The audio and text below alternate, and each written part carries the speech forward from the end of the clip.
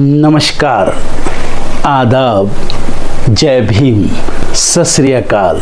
मैं हूँ माजिद सिद्दीकी और आप देख रहे हैं focus Hindustan news channel.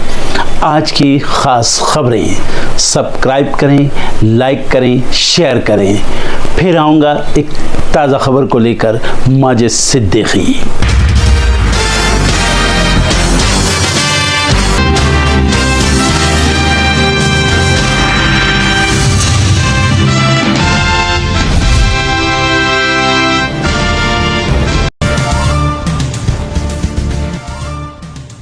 Jharkhand सरकार में मंत्री इरफान अंसारी की बीजेपी को चुनौती, कहा एक भी बांग्लादेशी घुसपैठिया खोजकर दिखा दे बीजेपी, अगर दिखा दिया तो राजनीति से दे दूंगा इस्तीफा।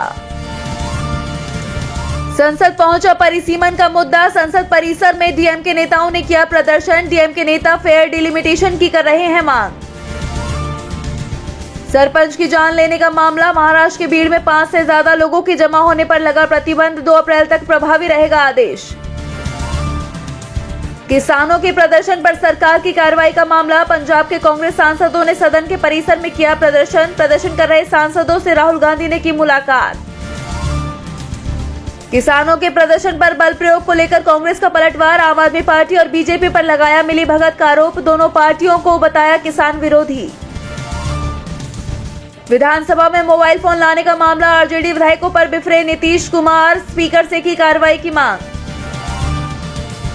बिहार में कानून व्यवस्था को लेकर राबड़ी देवी का विरोध, सदन के बाहर आरजेडी नेताओं संग की नारेबाजी, क्राइम कंट्रोल को लेकर सरकार से मांगा जवाब।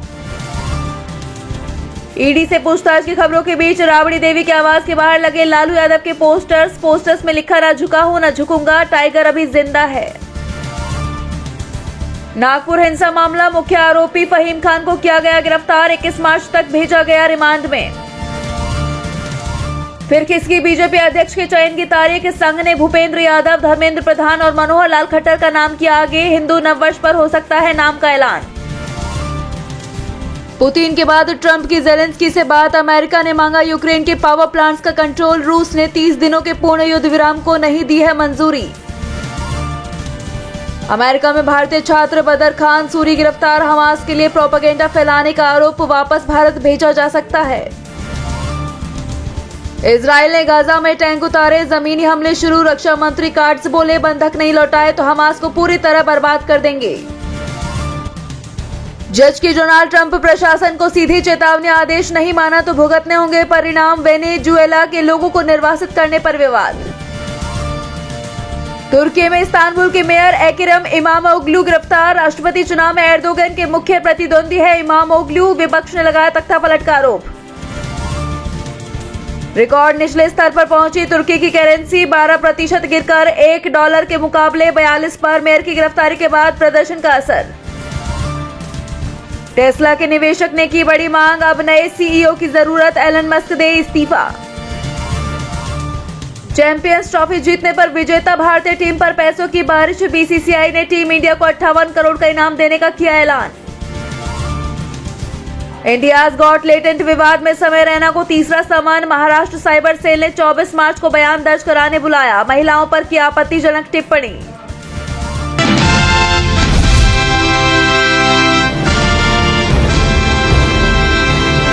नागपुर में मचे बवाल पर बीजेपी अलग थलग पड़ गई है। सहयोगियों ने भी उसका साथ छोड़ दिया है। ना तो संघ बीजेपी के साथ दिख रहा है और ना ही एनसीपी और जेडीयू जैसे सहयोगी दल। संघ के प्रचार प्रमुख सुनील आम्बेकर ने कहा कि मुगल बादशाह औरंगजेब का मुद्दा आज प्रासंगिक नहीं है, तो दूसरी तरफ महाराष्ट्र बीजेपी औरंगजेब को लेकर सियासी रोटियां सेक रही है। औरंगजेब पर बीजेपी की रणनीति को लेकर शिवसेना यूवीटी चीफ उद्धव ठाकरे ने भी कहा कि बीजेपी अगर औरंगजेब की कब्र को हटाना चाहती है तो इसके लिए चंद्रबाबू नायडू और नीतीश को भी बुला ले। साफ है, उद्धव ने जेडीयू और टीडीपी से इस मुद्दे पर अपना रुख साफ करने को कहा है। इस बीच शिवसेना के मुखपत्र सामना में इसे लेकर बीजेपी पर तीखा हमला किया गया। बीजेपी के पेट में नया शिवाजी पल रहा है, यानी बीजेपी छत्रपति शिवाजी की छवि का राजनीतिक फायदा उठाने की कोशिश कर रही है। लेकिन बीजेपी की इस कोशिश को लेकर एनडीए के अंदर ही नाराजगी दिखाई दे रही है। एनसीपी विधायक अमोल मिटकारी ने अपनी सरकार को घेर लिया। उन्होंने कहा, नागपुर मामले में सरकार पूरी तरह से फेल रही, मीडिया को चुप करा दिया गया और किसानों की चिंताओं और मराठा आरक्षण जैसे महत्वपूर्ण मुद्दों से ध्यान हटा दिया गया। औरंगजेब बीजेपी विधायक टी राजा सिंह जो कब्र हटाने की बात कर रहे हैं, अगर हिम्मत है तो वो खुद अपने बेटे के साथ फावड़ा लेकर औरंगजेब की कब्र तोड़ने जाएं। लेकिन ऐसा नहीं होगा, क्योंकि इन नेताओं के बच्चे विदेश में पढ़ते हैं और ऐशो आराम की जिंदगी जीते हैं। ये केवल हिंदुओं को उकसाने की राजनीति है। दूसरी तरफ जेडीयू ने भी इस विवाद में बीजेपी सरकार पर सवाल उठाए हैं। जेडीयू के नेता केसी त्यागी ने कहा कि हम औरंगजेब के कार्यकाल को अच्छा नहीं मानते, लेकिन किसी की कब्र के साथ छेड़छाड़ करना हमारी परंपरा नहीं रही है। साफ है, नागपुर मामले में बीजेपी अकेले पड़ गई है।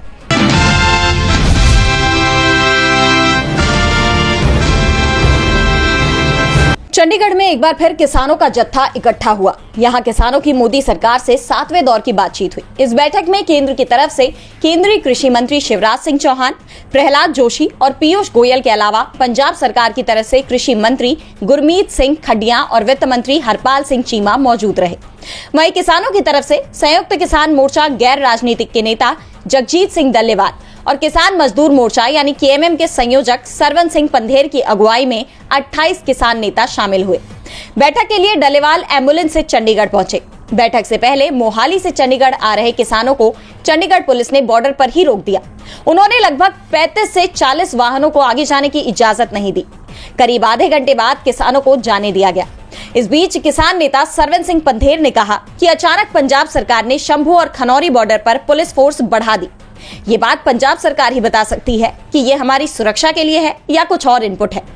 वहीं किसानों की मांगों पर जोर देते हुए किसान नेता सरवन सिंह पंधेर ने कहा कि सरकार के आंकड़े बता रहे हैं कि 15 करोड़ किसान परिवार हैं, यानी देश का 60% हिस्सा अपनी मांग कर रहा है।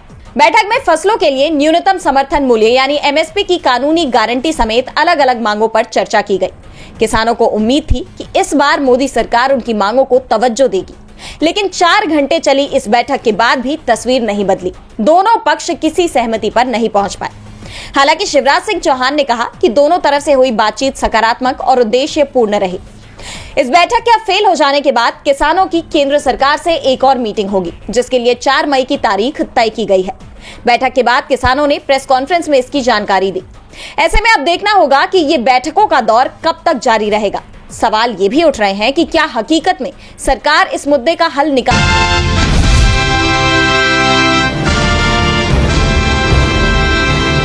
देश में सियासत को बदल देने वाली 90 के दशक में मंडल कमंडल की राजनीति को सब जानते हैं। ऐसे में 2014 में सत्ता में काबिज बीजेपी के हिंदुत्व की काट के लिए कांग्रेस नेता अब एक बार फिर अक्रॉस जाकर 85% पर दांव लगा रहे हैं, जिसका बड़ा उदाहरण तेलंगाना के तौर पर सामने है।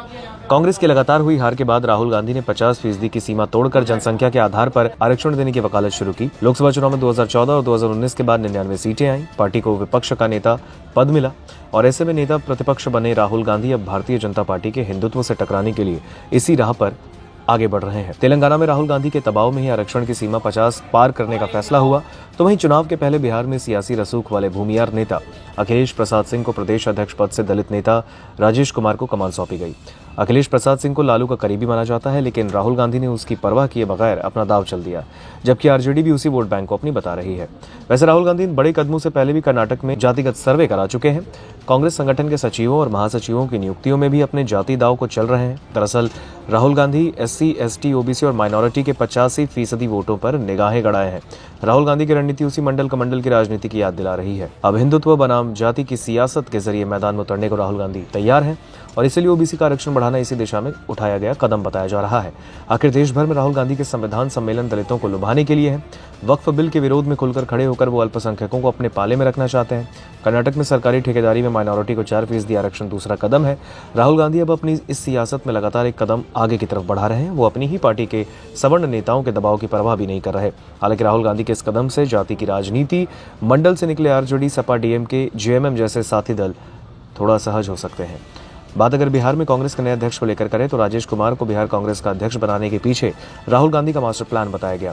राजेश कुमार को कमान देने के पीछे कई तरह की अटकलें लगाई गई और ये बदलाव पार्टी के सामाजिक समीकरणों को साधने की रणनीति का हिस्सा माना जा रहा है। दरअसल राजेश कुमार की पहचान दलित समाज के एक सशक्त नेता के रूप में होती है और कांग्रेस ने यह निर्णय ऐसे समय में लिया है जब राज्य में जातीय समीकरण काफी प्रभावी भूमिका निभा रहे हैं। कांग्रेस के इस कदम को दलित मतदाताओं को साधने की कोशिश के तौर पर देखा जा रहा है और आपको बता दें कि राजेश कुमार राहुल गांधी के बेहद करीबी भी माने जाते हैं।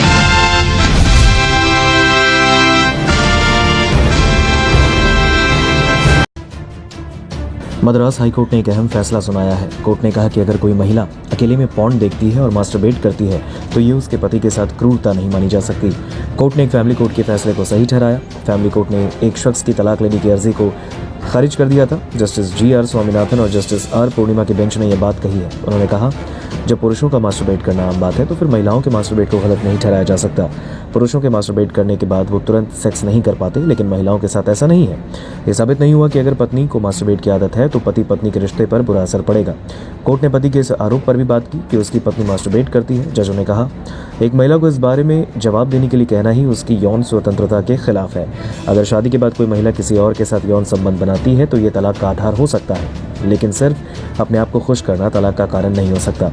किसी भी तरह से ये नहीं कहा जा सकता कि इससे पति के साथ क्रूरता हो रही है। कोर्ट ने यह भी कहा, सिर्फ पॉर्न देखना अपने आप में पति के साथ क्रूरता नहीं, इससे देखने वाले की मानसिक सेहत पर असर पड़ सकता है, लेकिन सिर्फ इतना ही काफ़ी नहीं। अगर कोई पॉर्न देखने वाला अपने साथी को भी ऐसा करने के लिए मजबूर करता है तो ये निश्चित रूप से क्रूरता होगी। अगर ये दिखाया जाता है कि इस लत की वजह से किसी के वैवाहिक जीवन पर बुरा असर पड़ रहा है तो ये तलाक का एक कारण हो सकता है।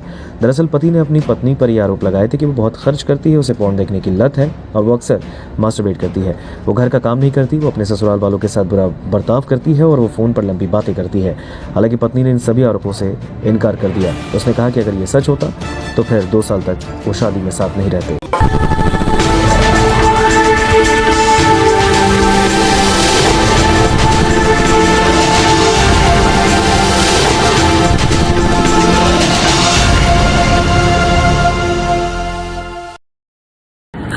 दोस्तों, आज मैं आपको बताने वाला हूं कि अगर आपकी बॉडी में मैग्नीशियम की डेफिशिएंसी हो जाए तो आपको क्या क्या प्रॉब्लम हो सकती है। सबसे पहले इंसोमेनिया, नींद ना आना, स्लीपिंग डिसऑर्डर, इंसान सारी रात करवटें बदलता है, नींद नहीं आती, स्ट्रेस लेवल, एंजाइटी बढ़ जाती है इससे, क्योंकि कोर्टिसोल हार्मोन को रोकने में मदद करता है। और अगर आपकी बॉडी में मैग्नीशियम नहीं है तो कोर्टिसोल बढ़ जाता है, जिसकी वजह से स्ट्रेस और एंजाइटी हो जाती है। मूड स्विंग्स, इंसान को पता नहीं चलता उसके मूड स्विंग्स होते हैं, थोड़ी थोड़ी देर में गुस्सा आना, थोड़ी थोड़ी देर में चिड़चिड़ापन होना, क्योंकि ये सेरोटोनिन हार्मोन को बढ़ने में मदद करता है। अगर आपकी बॉडी में less magnesium is equal to less serotonin, और सेरोटोनिन हैप्पीनेस का हार्मोन है। अलावा इसके ये फटीग को भी कम करता था। अगर आपकी बॉडी में मिनरल डेफिशिएट है, अगर आपकी बॉडी में मैग्नीशियम नहीं है तो आपको थकावट बहुत जल्दी फील होगी, जरा सा काम करती है आपकी बॉडी थक जाएगी। पुअर डाइजेस्टिव सिस्टम, ये डाइजेस्टिव सिस्टम को भी मैनेज करने में बड़ा शानदार रोल प्ले करता है। और अगर इसकी डेफिशिएंसी है तो कॉन्स्टिपेशन, डायरिया जैसी प्रॉब्लम हो जाती है। माइग्रेन, बहुत खतरनाक प्रॉब्लम है माइग्रेन। अगर डेफिशिएट है आपकी बॉडी मैग्नीशियम से तो आपको माइग्रेन की प्रॉब्लम भी हो सकती है। ब्लड प्रेशर, अगर आपकी बॉडी में मैग्नीशियम कम है तो आपको ब्लड प्रेशर की प्रॉब्लम हो सकती है। इरेगुलर हार्ट बीट, ये हार्ट बीट का बढ़ जाना, कम हो जाना, बढ़ जाना, कम हो जाना, मैग्नीशियम डेफिशिएट होने की निशानी है। ऑस्टियोपोरोसिस, बोन हेल्थ वीक हो जाती है, क्योंकि आपकी बॉडी का 60% जो मैग्नीशियम है वो आपकी बोन्स के अंदर होता है। अगर आप बाहर से मैग्नीशियम नहीं ले रहे हैं तो आपकी बॉडी जो है वो हड्डियों में से लेना शुरू कर देती है, जिसकी वजह से ऑस्टियोपोरोसिस की प्रॉब्लम भी हो सकती है, आपकी हड्डियां कमजोर हो जाती हैं। और मसल क्रैम्पिंग, मसल क्रैम्प, नस पे नस का चढ़ जाना, मसल्स पे अकड़ जाना, बिल्कुल चलना मुश्किल हो जाता है। तो मसल क्रैम्पिंग भी तभी होती है जब आपकी बॉडी में मैग्नीशियम की डेफिशिएंसी हो। और दोस्त, हमारे यहाँ 90% से ज्यादा लोग मैग्नीशियम डेफिशिएंसी के शिकार हैं। कहां से मिलेगा मैग्नीशियम, कितनी मात्रा में लें, किस क्वालिटी का लें? तो उसका जवाब है वेस्टीज प्राइम CMD। इसके अंदर आपको भरपूर मात्रा में मैग्नीशियम मिलेगा, आपकी सारी प्रॉब्लम सॉल्व हो जाएगी। Thank you so much. दर्शकों, देख लिया आपने हमारे वीडियो को। हमें खुशी होगी कि आपने हमारे न्यूज़ को लाइक किया और दूसरों को शेयर किया। अगर अभी तक हमारे चैनल फोकस हिंदुस्तान को सब्सक्राइब नहीं किया है तो तुरंत सब्सक्राइब करें, कमेंट करें और बेल आइकॉन को प्रेस करें। हम हाजिर हैं खबर के लिए।